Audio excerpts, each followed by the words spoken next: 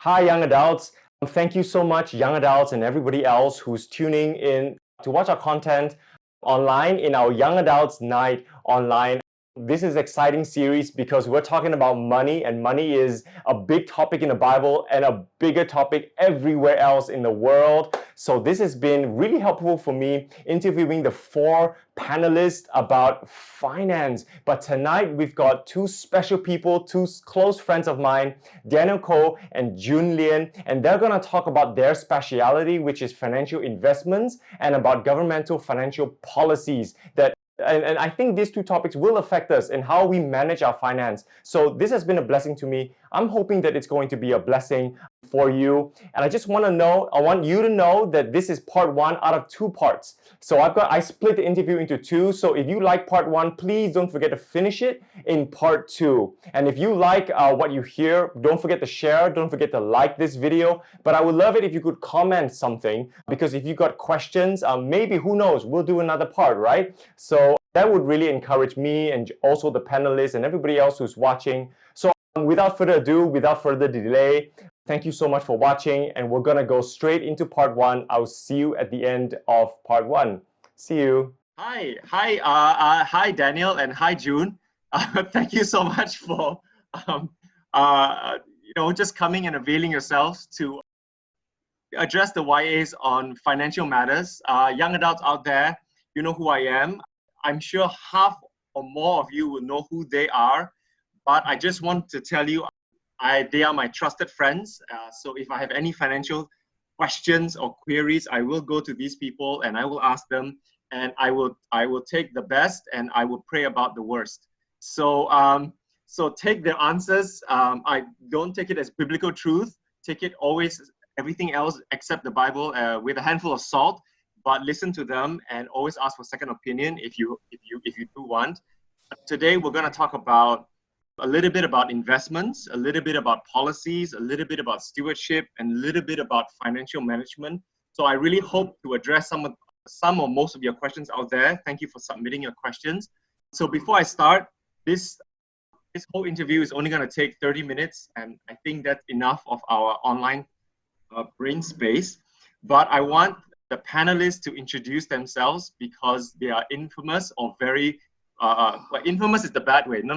They're not infamous. They're famous. Oh my goodness. Faux pas. All right.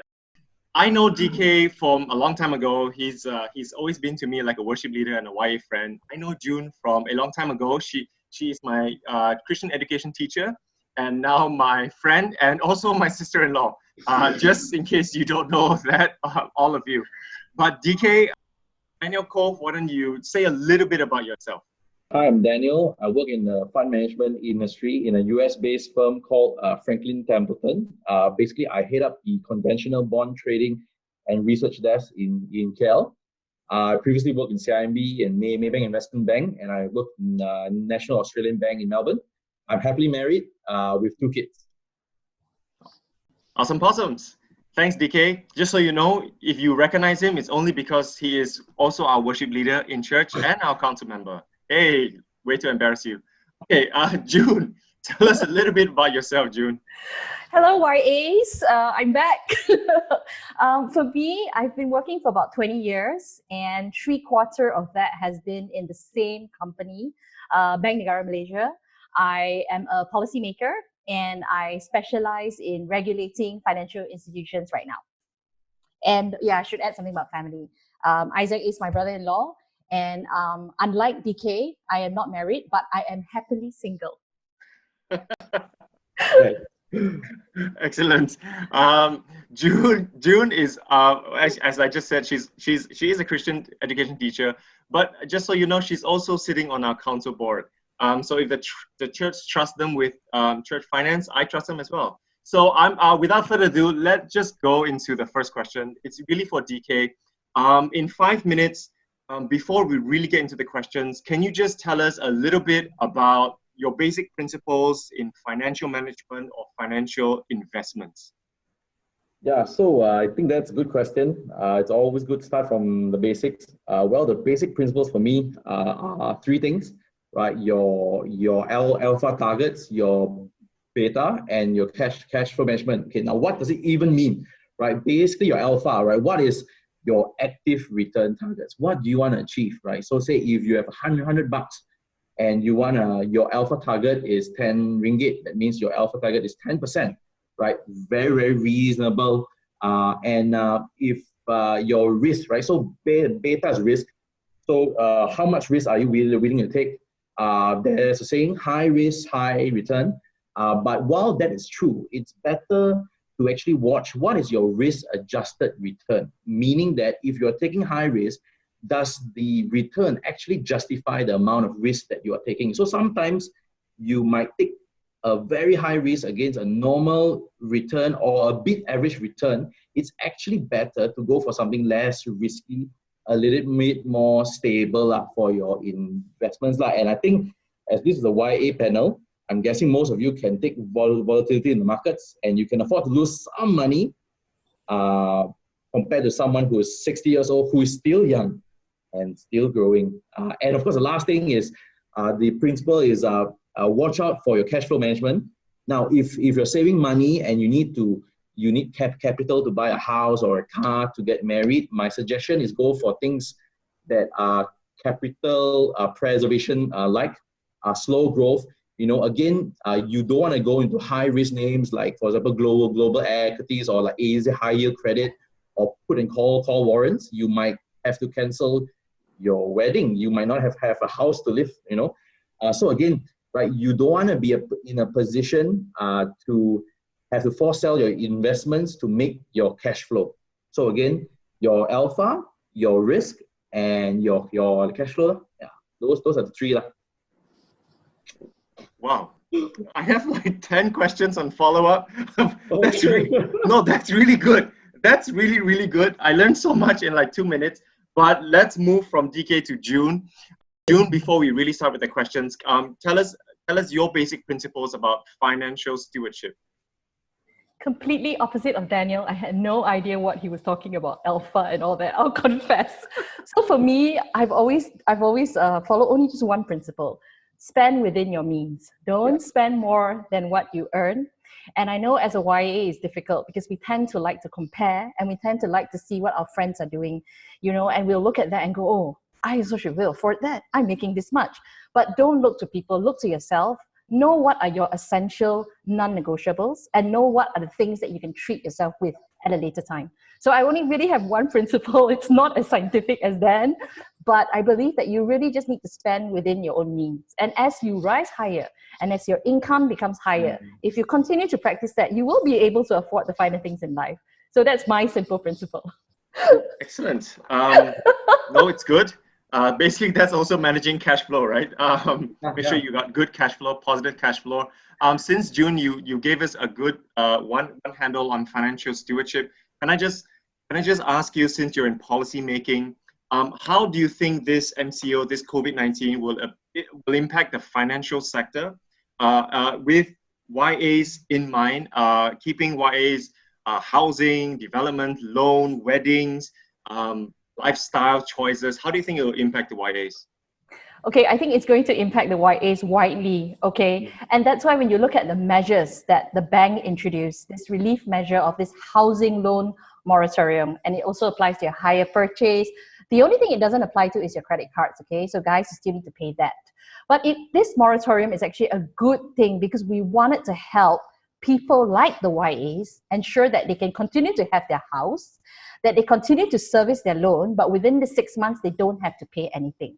All right. So it was really targeted to ensuring that the YAs especially, that they'll continue to be able to have that house.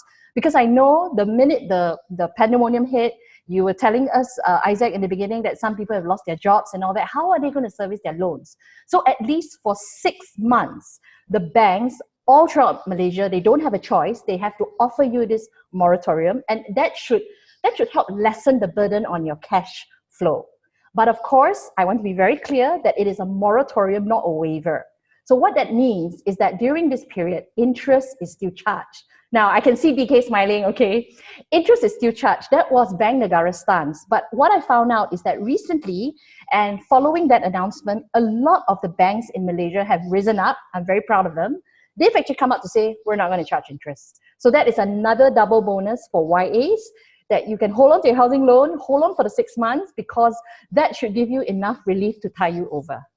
So for me, housing loans, housing loans, hire purchase, personal loans and all that should be fine. Credit cards, you have to continue to pay, sorry.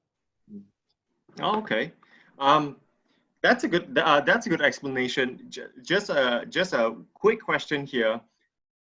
There's one question here that says, does the housing loan moratorium still have any benefit now with interest?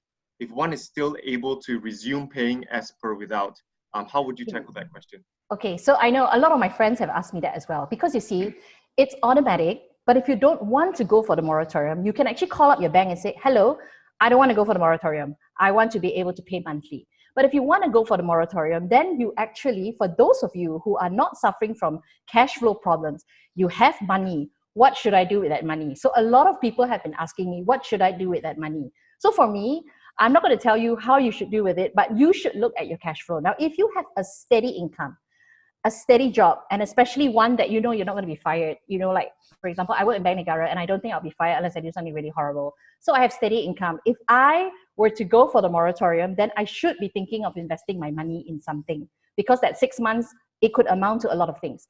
But if you're someone whose cash flow is erratic, your work is more freelance, you depend on projects, and you're thinking, ooh, I have 6 months from the bank, maybe I should go and invest, I would caution you to be very careful, because the 6 months can pass by very, very fast. So it depends on a particular YA. What is their cash flow? What is the earnings they make? Is it something consistent? Is it something consistent for the long run? Or is it something that is just for this time period? Everyone needs to assess their own circumstances and then decide on the investment pattern.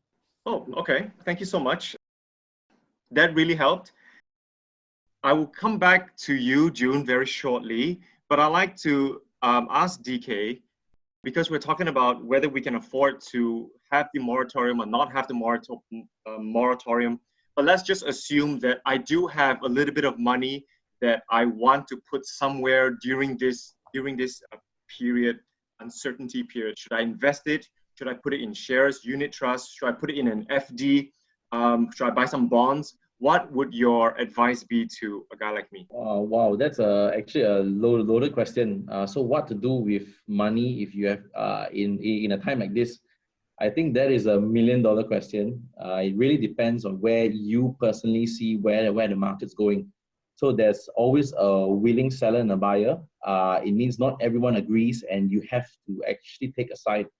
So honestly, if you ask me, we are in a low interest rate environment, you know, and if you're expecting rates to go even lower, right, then my suggestion is you would go for a bond fund because you are betting on a higher carry. Now higher carry is just saying that simply that if you invest in a bond that pays you 3% now, when rates go lower, your bond naturally becomes more valuable, you know. But if you can afford to take a bit more risk, and you believe that we are right at the trough, right at the lowest point in Malaysia, where the stock market is, you can search for cheap blue chips, you know, and small caps that are actually trading on multiple standard deviation discount actually.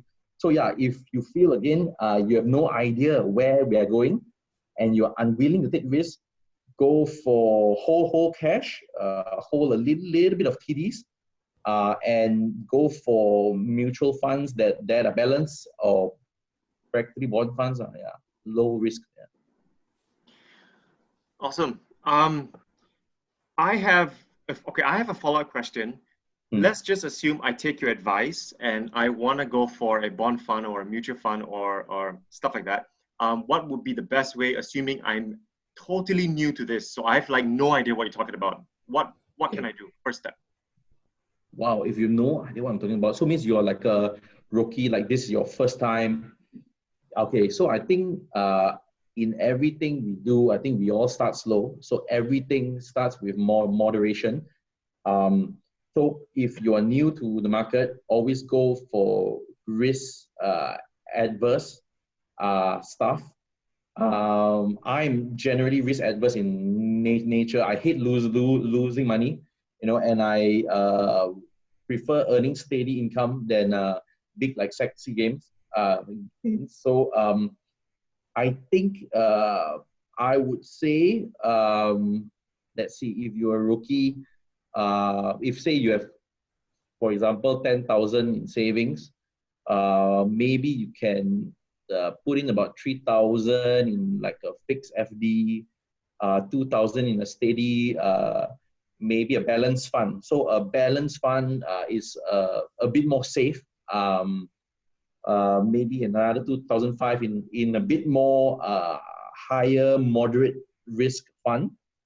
And then for the remainder, you can try trading yourself, go slow and low. Can I interject? Yeah, Please. sure. So Please, I'm go ahead. listening to DK and I'm trying to learn stuff from you as well. I think you know that Bank Negara recently we reduced our overnight policy rate, and we got a lot of news for that because it was quite drastic. But of course, I think it was expected, and I think following that, a lot of the banks have reduced their rates. Yeah. And I heard you say something about if you have 10,000, put it in an FD. But because FD rates are kind of very low right now, would you advise someone then to look to other sort of things, perhaps unit trusts? Because I got what Isaac was saying, you're a rookie, you want something safe. Why I would suggest unit trusts, and DK, feel free to say if I'm wrong, is because I will go for instruments that are regulated by government agencies. And I know unit trust is regulated quite tightly by the Securities Commission. And I guess when they regulate it, they will ensure that the companies that issue such unit trusts are soundly managed. And so for me, I know as a Bank Negara person, I shouldn't be saying don't put your money in FD, but I know that rates are really low right now because we lowered the OPR. So I think like maybe FD would not be such a great thing. Maybe unit trust would be good. But I wanted to ask you, are there risks to unit trusts? Like when you do any kind of investment, there are always risks, right? But is unit trust a safe thing because it's regulated by SC? It's regulated, but absolutely there is risk. Again, I agree with you. OPR is at 2%, which is unbelievable. It's and exactly right. If you put your money in term deposits or fixed deposits, I don't think you can even grow enough to fight against real rising prices, and the cost of living. So agreed. I do feel still a portion. Okay, if you have no experience, a portion should go into FD just for that steady gains, but a portion would go for unit trust. But definitely there are risks in that. Like I think at the end of the day, it depends on what fund it is. So there are different levels of funds, right? Like so, it could be a balanced fund, a bond fund, a domestic bond fund, a global bond fund. So at the end of the day, just think of it as anything domestic is less risky than global. So and anything bond is safer than equities, and anything balanced fund just has a portion of the fund half in bonds or half in equity. So it's like the best of both worlds. So so those things like that, but definitely you will still, there are still risks, and you have to read the terms and conditions properly, because you have to see what the trust invest in, what the fund is make out from, to see what kind of risk you are actually taking. And the other thing is, personally, I feel that if you are a rookie, yes, go for like unit trust. But if you're confident in the market, again, everyone is confident sometimes, right? But so you don't have to even pay a spread to the people managing the unit trust, so you actually lose that spread also. But definitely, there's risk everywhere, as long as not fixed deposit. Okay, thanks, DK. I have one small follow-up question. I can just hear a percentage of YS out there that's going to ask you this question, so I'm going to ask it for them. You mentioned a lot of words. To some people, it's big words. You mentioned domestic fund, global bond funds. You mentioned equity. You mentioned balanced fund, moderate risk fund. All good and fine and dandy. But if let's just say I have never put my dollar and cent anywhere except my savings, who can I approach to manage these things for me or give me some real advice? How do I buy a bond or an equity? Well, there are financial planners everywhere. I think in our church, we have a very good financial planner. I don't know, can I say her name? I've heard good things about her. I think Magis, right, is a quite good, I've heard good things about her. Yeah, so I mean, I think if you're not confident and you have no idea, do just read a little bit more and also engage a professional. I think our church, we are full of, I think our church is chock full of professionals actually. Yeah. That's true, Magus. I've heard so much about you as well. So I've heard that you are good. I may call you after this. Okay. Okay. I wanna come back to one word that June said. It may be very big for people. You mentioned an acronym OPR. Okay. So maybe just explain it to a layman like me. What is OPR? How does it affect me? Okay. OPR is a central rate that everybody sort of has to follow by. It's set by the Bank Negara. And when we set it, you will find that all the banks will follow. They will then lower all their rates. So what happens is that if you put FD in, the rate is going to be lower. If you want to borrow money, the rate is going to be lower. It will affect every single person. And any bank that doesn't follow it will be losing out because all the banks are competitive and they want to, up their market. So if I find out that, you're charging this much rate, I will try and match you so that I can get customers. So affect all of you because all of you have, I assume you have your FD rates, you have your borrowing rates. So every single person will be affected. So that is the importance of the OPR. And I remember what DK said, yes, the OPR is very low and all that.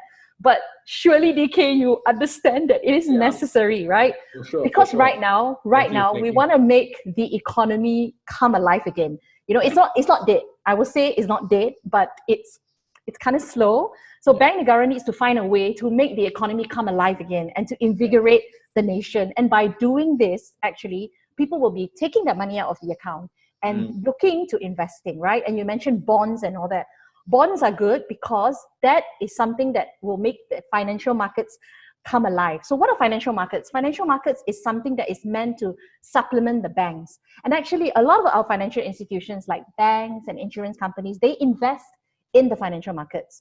Now, the only reason why Malaysia has strong financial markets now is because, sorry, I'm going into a history lesson, but in the 90s, when we were hit by the Asian financial crisis, at Bank Negara and Malaysia, we realized something. We had our financial markets was, if I dare say, crap. Seriously, we had crap financial markets. Everyone who needed to take a loan, when the banks started not lending because they were going through crisis, everyone could not get credit. And so the country was frozen. Our indicators were horrible. IMF tried to control, but of course, we managed to withstand them.